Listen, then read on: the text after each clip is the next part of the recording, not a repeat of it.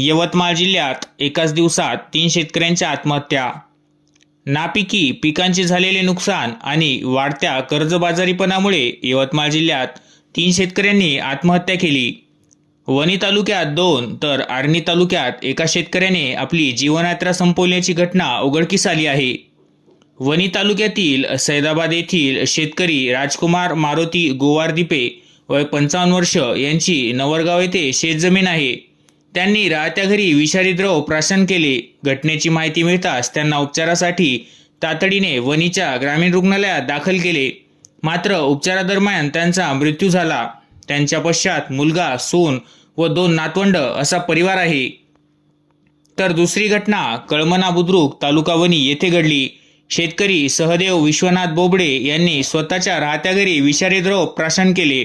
त्यांना वणी येथील एका खासगी रुग्णालयात आणण्यात आले. मात्र उपचारादरम्यान त्यांचा मृत्यू झाला.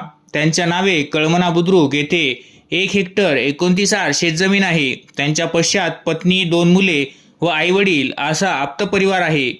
तसेच आर्णी तालुक्यातील पळशी येथील एका शेतकऱ्याने स्वतःच्या शेतात विष प्राशन करून आत्महत्या केली. अरविंद सूर्यबान धुर्वे वय 38 वर्ष असे मृत शेतकऱ्याचे नाव आहे.